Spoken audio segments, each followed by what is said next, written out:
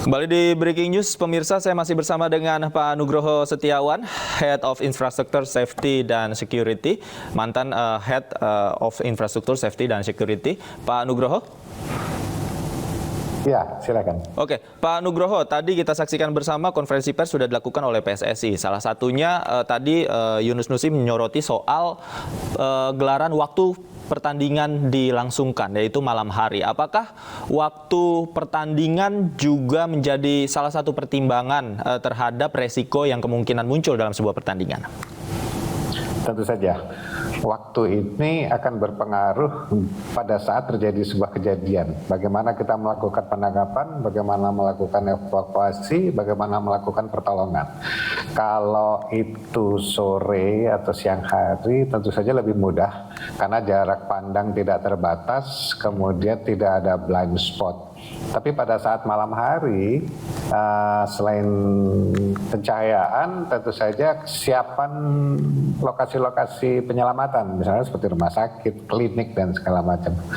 Mungkin tidak semuanya buka pada malam itu, kecuali IGD. IGD pasti sangat terbatas rumah sakitnya.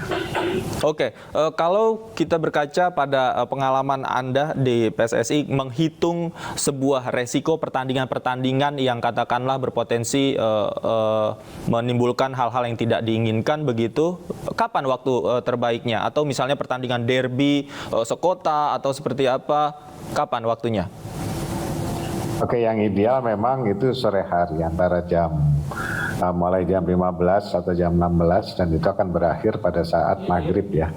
Jadi kita masih ada waktu yang terang untuk melakukan penangkapan.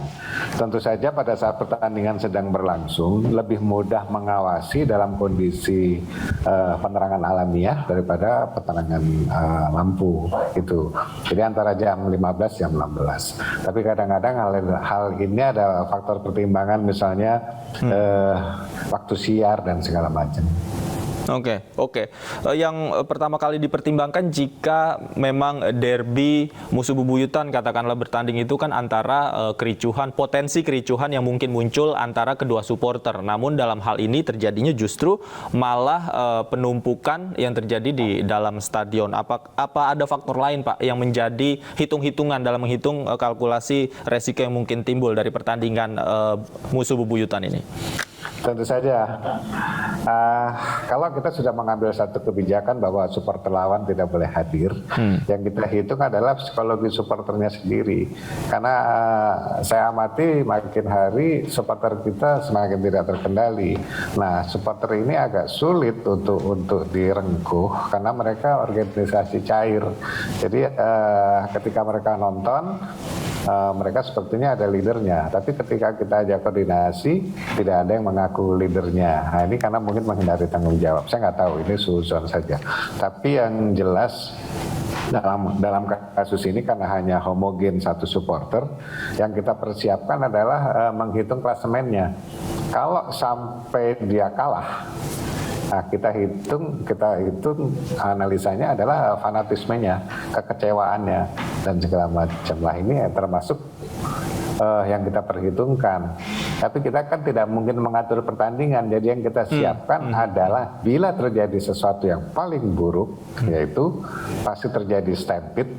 Ini kan penyebabnya sederhana, kepanikan kemudian terinjak-injak karena saling berebut jalan keluar. Jadi ya kita siapkan jalan pintu keluar sebanyak-banyaknya.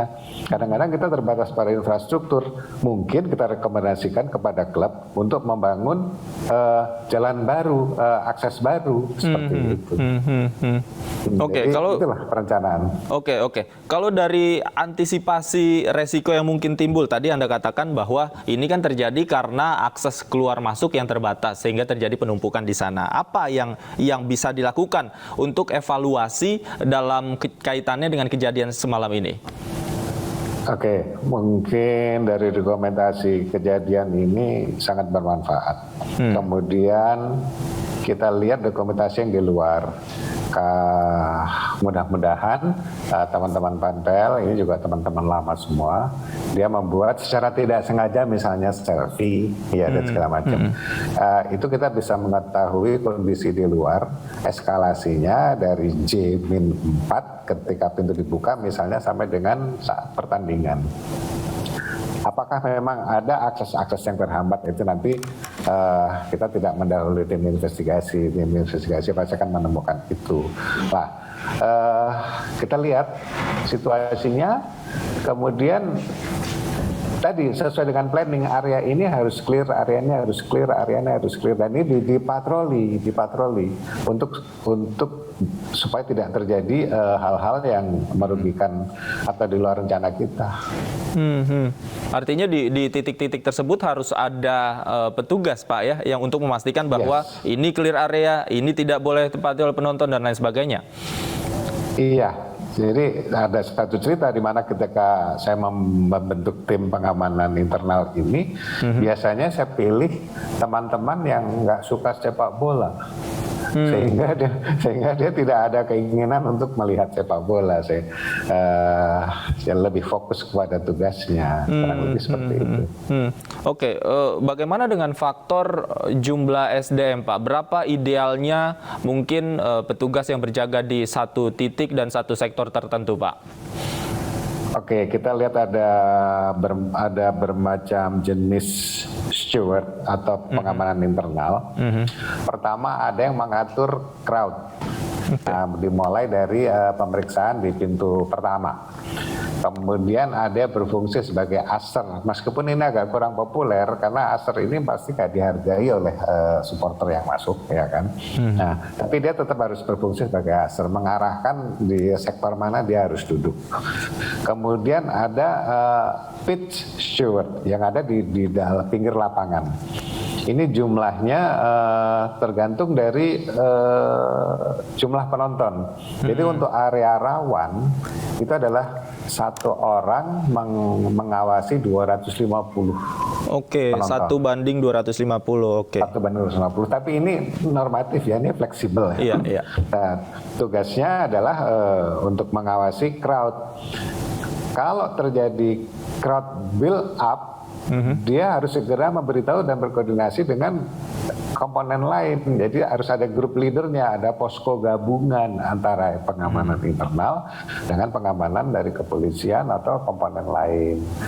Pada area tertentu, kalau ternyata ini supporternya sangat fanatis, mungkin kita tambah menjadi 1:300. Sampai dengan 1:60 seperti itu. Oke. Kalau hal-hal yang tidak diinginkan terjadi secara tiba-tiba, apakah petugas-petugas ini berhak mengambil inisiatif pengamanan sendiri atau semuanya sudah dikoordinasikan, Pak? Oke, mungkin kalau kita pinjam istilah di pengamanan umum ada pedoman cara bertindak. Nah, jadi pedoman cara bertindak ini bisa kita inventarisir kejadian akan terjadi. Kalau satu gini, jadi ini konsep ini memang ada di FIFA yang terbaru dan saya yakin juga belum tersosialisasikan dengan baik. Ada konsep yang namanya ICE, kalau disingkat dalam bahasa Inggris, I dari Inggris masuk, kemudian C dari circulation, and E dari egress keluar. Nah, ini ada tahapan ini yang sangat penting. Jadi crowd behavior-nya itu harus ditentukan, harus diatur, misalnya dengan signage arah ini sektor sekian, row sekian, nomor duduk sekian. Itu harus jelas teridentifikasi dan mudah terbaca. Bila perlu ada orang volunteer yang mengarahkan dia kemana, sehingga crowd-nya bisa kita atur kemana. Pada saat terjadi chaos seperti ini, otomatis shift leader atau komandan sektornya langsung berinisiatif membuka pintu. Nah, itu yang pertama. Kemudian tentang pertanyaan tadi, apakah boleh melakukan penangkapan, bukan penindakan ya, boleh melakukan peneguran. Oleh sebab itu untuk area-area tertentu, match steward ini bisa kita ambil dari komponen supporter itu sendiri yang dikenal. Yang dikenal. Jadi dia akan lebih patuh. Kalau dia tidak dikenal, nggak dianggap, Mas. Dianggap. Nah, kita kan bisa mempetakan karena ini homogen, sektor selatan, Tribun Selatan, Tribun Utara ini nanti yang dari arah mana, dari daerah mana, ada korwilnya. Arema sangat mudah diatur sebenarnya karena dia punya korwil. Ya kan, ini korwilnya mana, leadersnya siapa, pentolannya siapa yang disegani. Nah, ini yang kita berdayakan sebagai match steward.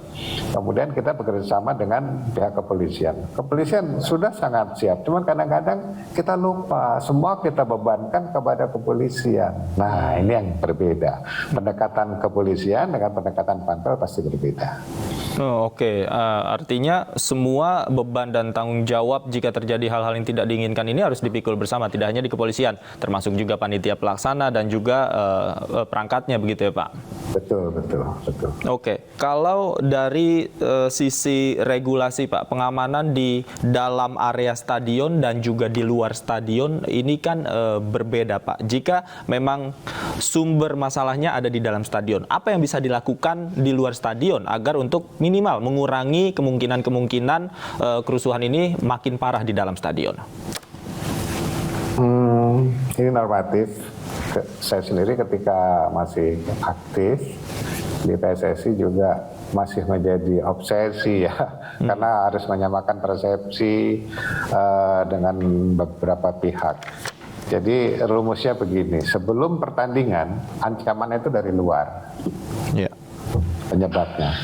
Pada saat pertandingan berlangsung, penyebabnya dari dalam. Mungkin kekecewaan terhadap permainan individu pemain, atau kekecewaan terhadap keputusan wasit, atau mungkin ada satu teriakan saja, api, mereka akan panik. Mana api? Otomatis crowd ini akan mengikuti arah tendensi pergerakan massa tanpa mengetahui hal yang jelas. Nah, pada saat itu, ini kembali lagi normatif ya, karena belum pernah terlaksana dengan baik. Komandan sektor yang di dalam memberitahu di luar, makanya itu penting fungsi pusat komando tadi, komando gabungan, sehingga luar akan memahami, oh terjadi ketegangan di dalam, sehingga stop, yang dari luar mau masuk udah nggak bisa.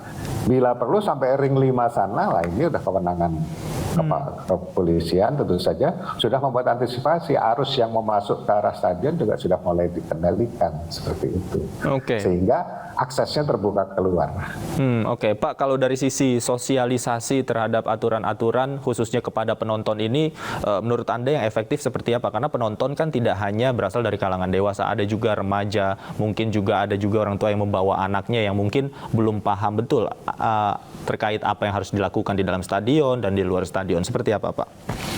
Satu hal yang belum terlaksana adalah kita kan rata-rata stadion sekarang udah ada giant screen. Kita tampilkanlah secara visual atau dengan kartun, dengan apa yang memberitahu kemungkinan bahayanya dan bagaimana mengatasi. Kemudian itu ada induction. Sosialisasinya 2 minggu sebelum pertandingan ini digelar bisa lewat media sosial. Sekarang kan anak sekolah semua udah pegang handphone, ya kan?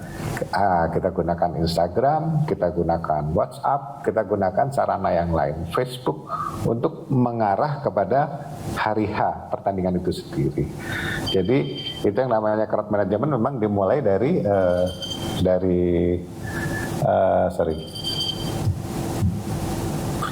hal-hal seperti itu, sosialisasi melalui media komunikasi yang ada. Artinya bisa memanfaatkan media sosial, dan tentu waktu sosialisasinya harus jauh-jauh hari sebelum pertandingan, Pak ya? Betul. Teman-teman di PSSI mungkin sampai hari ini masih melakukan itu. Jadi ketika kita sudah tahu jadwalnya. Nah, 2 minggu sebelumnya atau mungkin berdasarkan schedule 3 bulan sebelumnya kita sudah adakan prakondisi. Baik. Terima kasih Pak Nugroho Setiawan. Kita harapkan situasi seperti ini tidak terjadi lagi di kemudian hari dan bisa menjadi pembelajaran bagi semua pihak untuk memaksimalkan bagaimana pola pengamanan dan antisipasi khususnya terkait resiko yang timbul dalam sebuah pertandingan. Terima kasih Pak Nugroho sudah bergabung bersama kami di Breaking News. Selamat siang. Pemirsa, Presiden Republik Indonesia Joko Widodo meminta PSSI untuk menghentikan sementara gelaran Liga 1 imbas dari tragedi Kanjuruhan Sabtu malam. Jokowi juga meminta agar tidak ada lagi tragedi kemanusiaan dalam event olahraga di tanah air. Dan berikut pernyataan Presiden selengkapnya. Saya menyampaikan duka cita yang mendalam atas meninggalnya 129 orang saudara-saudara kita dalam tragedi sepak bola di Kanjuruhan, Malang, Jawa Timur. Saya telah meminta Menteri Kesehatan dan Gubernur Jawa Timur untuk memonitor khusus pelayanan medis bagi korban yang sedang dirawat di rumah sakit agar mendapatkan pelayanan terbaik. Saya juga telah perintahkan kepada Menpora, Kapolri, dan Ketua Umum PSSI untuk melakukan evaluasi menyeluruh tentang pelaksanaan pertandingan sepak bola dan juga prosedur pengamanan penyelenggaraannya. Khusus kepada Kapolri, saya minta melakukan investigasi dan mengusut tuntas kasus ini. Untuk itu, saya juga memerintahkan PSSI untuk menghentikan sementara Liga 1 sampai evaluasi dan perbaikan prosedur pengamanan dilakukan. Saya menyesalkan terjadinya tragedi ini dan saya berharap ini adalah tragedi terakhir sepak bola di tanah air. Jangan sampai ada lagi tragedi kemanusiaan seperti ini di masa yang akan datang. Sportivitas, rasa kemanusiaan, dan rasa persaudaraan bangsa Indonesia harus terus kita jaga bersama. Tak hanya dari Malang, korban supporter Aremania di lapangan Kanjuruhan juga ada yang berasal dari Jember, Jawa Timur. Seorang remaja perempuan asal Jember turut tewas dalam tragedi tersebut.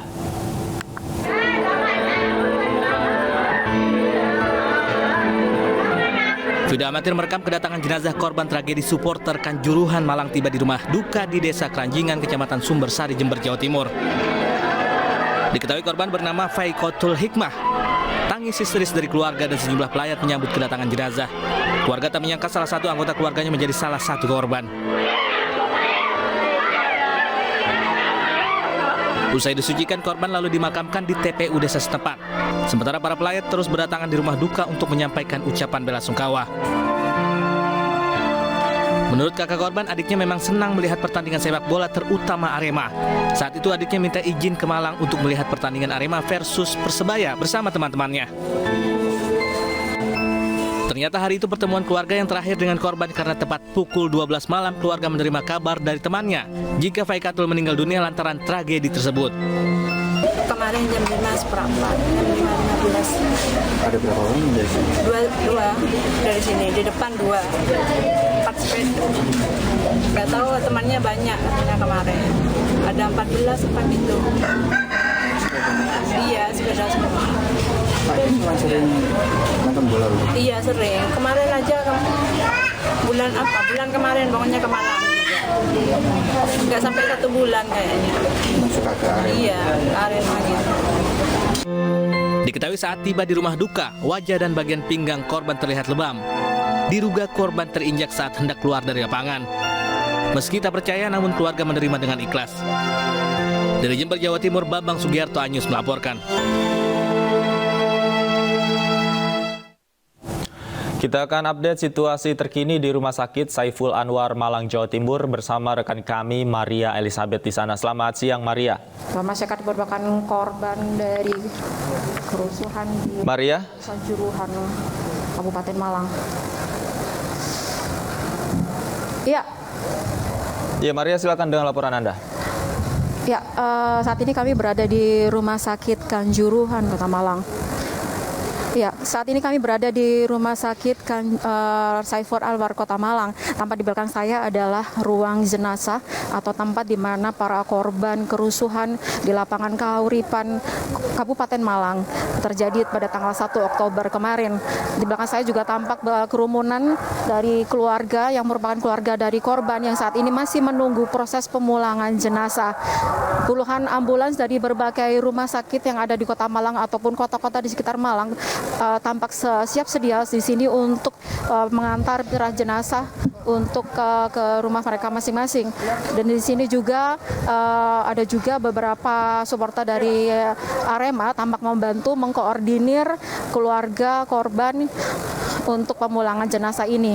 Dan tampak banyak sekali orang yang berkerumun atau mengantri untuk mengetahui kapan keluarganya atau jenazah keluarganya itu bisa dipulangkan, karena mereka juga menunggu sejak tadi pagi. Dan kemudian beberapa jenazah juga berdatangan ke rumah sakit atau diantar ke Rumah Sakit Saiful Anwar dari berbagai rumah sakit yang ada di Kabupaten Malang, karena nantinya semua jenazah akan dikumpulkan di kamar jenazah di Rumah Sakit Saiful Anwar ini, karena di rumah sakit daerah yang ada di Kabupaten Malang sudah tidak mampu untuk menampung karena banyaknya jenazah korban kerusuhan yang terjadi di lapangan Kahuripan Kabupaten Malang.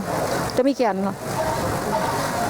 Oke, baik. Terima kasih Maria Elizabeth atas laporan Anda langsung dari Rumah Sakit Saiful Anwar, Kanjuruhan, Malang, Jawa Timur. Selamat bertugas kembali.